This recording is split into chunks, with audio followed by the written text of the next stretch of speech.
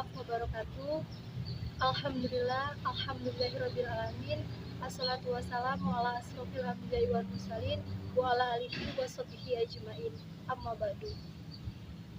Pertama-tama, marilah kita panjatkan puji dan syukur atas kehadirat Allah Subhanahu wa taala yang telah memberikan kita nikmat yang banyak, sehingga dengan nikmat-nikmat itu kita bisa melaksanakan segala perintahnya dengan baik. Salawat serta salam selalu tercurah limpahkan kepada Nabi kita, yakni Nabi Muhammad SAW, yang mana berkat perjuangan beliau dan para sahabat, kita bisa merasakan manisnya iman dan indahnya Islam. Tak lupa juga kepada para keluarga, para sahabat, dan para pengikutnya hingga akhir zaman. Saudara-saudariku yang dirahmati oleh Allah Subhanahu wa taala, pada kesempatan yang berbahagia ini saya ingin menyampaikan kultum tentang ikhlas. Mungkin sudah banyak yang tahu apa itu ikhlas. Sering orang mengartikan ikhlas adalah melakukan sesuatu tanpa mengharapkan imbalan. Dalam agama kita, ikhlas adalah melakukan sesuatu karena Allah. Ikhlas juga terdapat dalam praktik kehidupan kita sehari-hari. Contohnya seperti ikhlas dalam belajar, ikhlas dalam beribadah, ikhlas dalam beramal, dan ikhlas dalam mengajar. Contohnya, apabila kita masukkan dalam konteks ibadah, maka ikhlas berarti melakukan sesuatu karena Allah, bukan yang lain.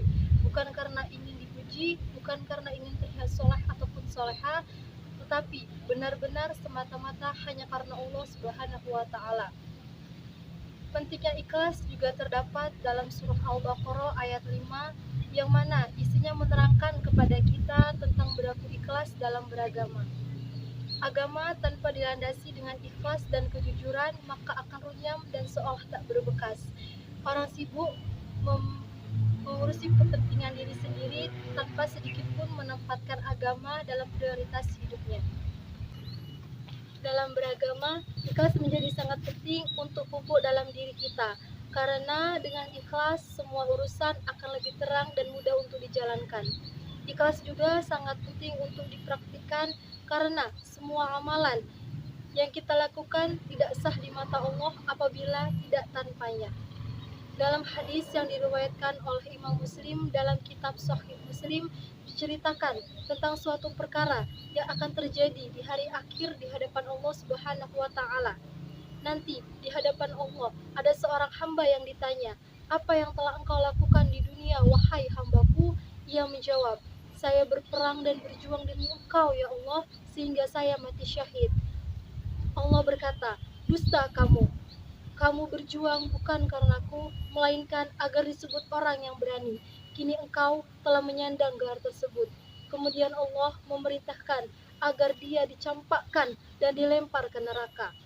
Kutipan di atas adalah contoh orang yang melakukan sesuatu atau beribadah tidak karena Allah dan mengharapkan selain kepada Allah. Kisah ini juga menjadi tamparan bagi kita yang masih sering melakukan sesuatu tidak karena Allah.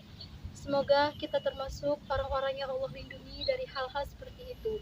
Amin. Amin ya robbal alamin. Dalam beramal, ikhlas menjadi ukuran seberapa besar pahala yang kita dapat.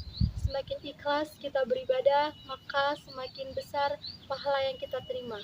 Semakin murni karena Allah kita melakukan sesuatu, maka semakin bernilai amalan kita di sisi Allah Subhanahu wa taala. Setelah kita memahami isi dari berlaku ikhlas, maka marilah kita memupuk dan melatih diri kita untuk ikhlas dalam segala hal, sehingga apa yang telah Rasulullah SAW siratkan dalam hadisnya tidak terjadi kepada kita. Amin, amin ya robbal alamin. Sekian dari saya, semoga apa yang saya sampaikan dapat bermanfaat bagi kita semua. Saya mohon maaf apabila terjadi kesalahan. Saya akhiri. Wallahul muwaffiq ila aqwamit thoriq. Wassalamualaikum warahmatullahi wabarakatuh.